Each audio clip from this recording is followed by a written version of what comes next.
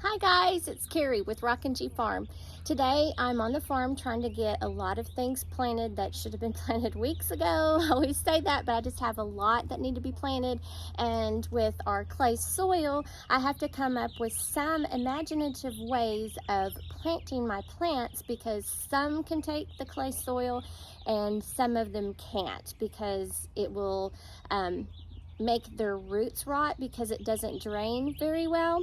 So this year I'm going around and I am buying up all the pretty pots that I can find. However, that does come with an expense, but this is one of the pretty pots that I have today. My husband filled it up with our soil that we have been using from the field, from the old hay that the cows have eaten. We'll move the hay away and we'll get the soil underneath the hay, and we use that. So he has filled it up to probably right here with that soil. And I've got this, and I started pouring it in. I was like, oh, I need to make a video, and I forgot. But I'm using the Fox Farm soil soil because it is a good soil. And when you use pots for your plants, be it vegetables or ornamental, you need to use a good soil. So I'm going to head and fill the rest of this pot up to the maybe about an inch from the top, so that when I do water it, it doesn't spill over. But I'm going to finish filling this in with this good soil, and I am going to be planting some Mexican sunflowers so that I can get them to trail up and hopefully up and over on the house, on the railings. And then I'm going to put 3 Eskimo marigolds in. They're the white marigolds. And so I've got 3 of those, and I'm going to put also some white alyssum in, and hopefully let those trail down and out. I'm probably going to have to go get some more white alyssum because this is the only one I have left, and it's kind of really small. But let me get started on this. I am going to put some plant tone fertilizer in here just to make sure that this soil is pumped and ready to get these plants started. So let me get started on this, and I'll show you the finished project.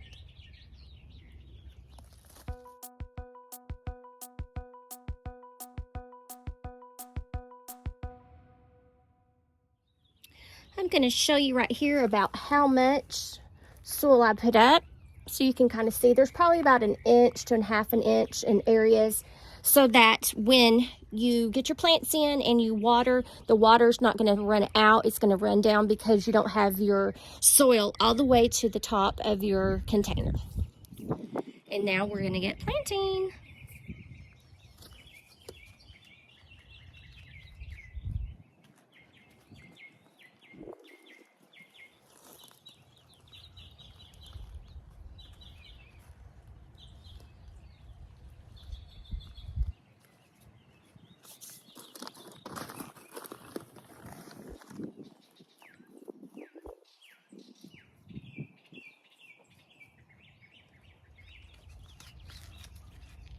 I'm not going to use this peat pot.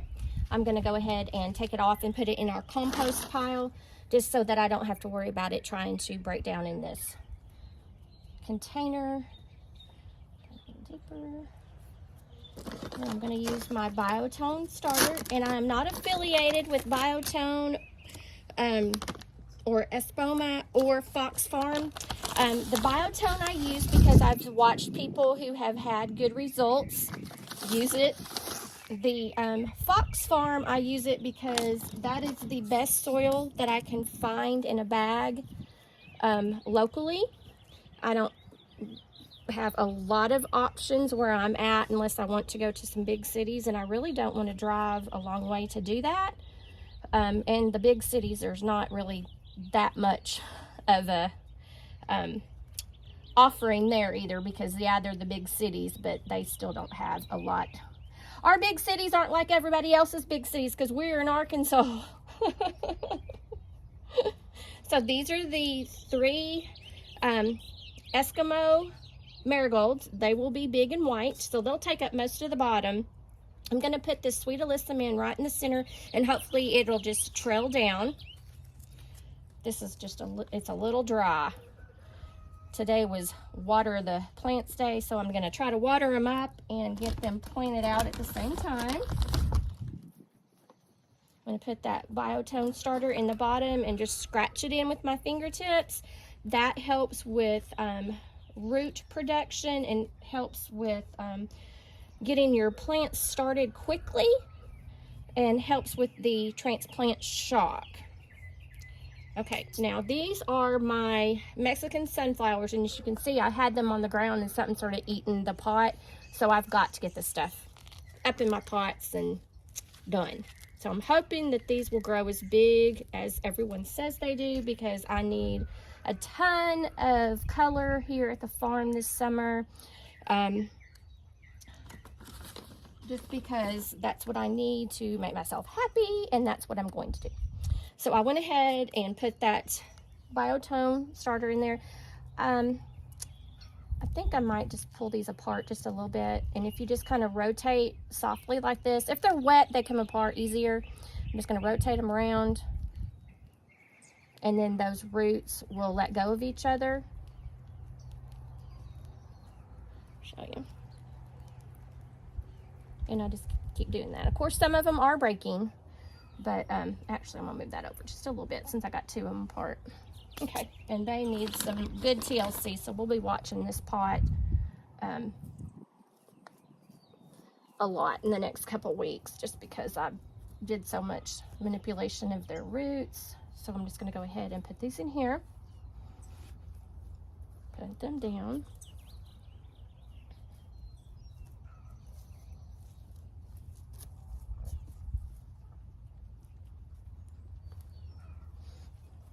And then when I put my plants in, I like to get my fingers and just go around softly and gently and push gently down. That makes sure that there's no air pockets underneath. And it's easier going this way. I just like this way. It just feels like I'm not manipulating them too much. And I can get in a good compaction on that. So we'll leave that there. Mexican sunflower, so I'll know. I'm going to just put this a little, actually I'll use the bottom of that. Little bit of plant tone in here, and then I'm just going to scratch it in.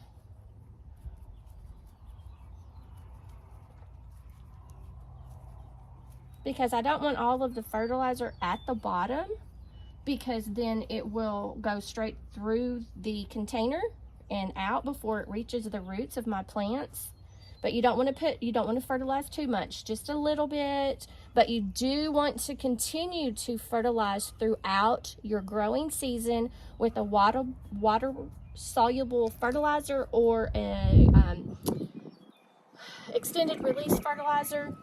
I try to put the fertilizer in the soil and also make sure that at least once a week I use a water soluble fertilizer. So we'll get these watered in. Like I said, I might need to put some more plants in here. I might go try to find some alyssum and put some more alyssum right here around the front and let them dangle down. Or I might get two different color of plants that will dangle down. I don't know. Haven't figured it out, but I'm glad that I finally have got this potted. My new favorite pot. I've got matching ones next to them, and I'm so excited to have that done. Hey guys, a lot of guys tell you to use the fish emulsion fertilizer, and I think it's called Neptune's Harvest. Well, here where I'm at, I cannot find Neptune's Harvest. I have to buy that online, and I would really like to support local businesses. I try to go to the smaller local places that have the fertilizer or have things that I need for my farm, but I did something I said I never would do.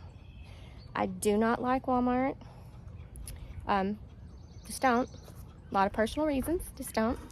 But I did find this big bottle of the Alaska fish fertilizer. It's the biggest bottle I have found in town. And the other bottle I have is just like a little, I think it's a 1 gallon, no, what is it? Might even be just a pint, I don't know. It is 1 quart. So 1 quart is usually what I can find at Lowe's. And I finally found this big one at Walmart, which that will be the only reason I ever go to Walmart, is to get this larger bottle of Alaska fish fertilizer. So I'm going to mix that up in, and I'm going to water in those plants in the new pot, pot out front. And this shouldn't burn your flowers or anything, but it does have, as you can see, a lot of nitrogen compared to everything else. Right now we want the roots to start growing, so since we put them in there, and we want the leaves to grow, so we're going to start them off good with some Alaskan fish fertilizer, and we'll give it a good shake. You always want to shake, shake, shake. The one thing on this, you have to watch your pets. My dogs like to come and lick the soil after I've watered them, so I have to do it like when I'm out and about, and I can watch the dogs so that they don't come and do that, because they've up-potted some of my tomatoes. So anyway, I'm just going to put, it says, I think, 2 tablespoons for 25 square feet of soil. So I'm just going to put a teaspoon, about a teaspoon in this gallon is usually what I do. So I'm just going to kind of eyeball it. That's about a teaspoon. That was a little less than a teaspoon. There you go. So I'm just going to put about a teaspoon in my watering pot. And this is collected rainwater off the top of the greenhouse. And collected rainwater has a lot of good nitrogen in it, just natural nitrogen, so that also helps your plants to grow with just the rainwater. And this is, I think maybe 35 gallons, and I really don't ever run out. It rains every once in a while, and it'll refill the pot, and then I can get my water into my watering can. And I like this. It's really convenient, and when I like to mix stuff, I don't have to worry about bringing a water hose around. I can just mix on what I need to mix right here, and I like that. So I'll just finish letting that get water filled, and we'll go over to the flowers.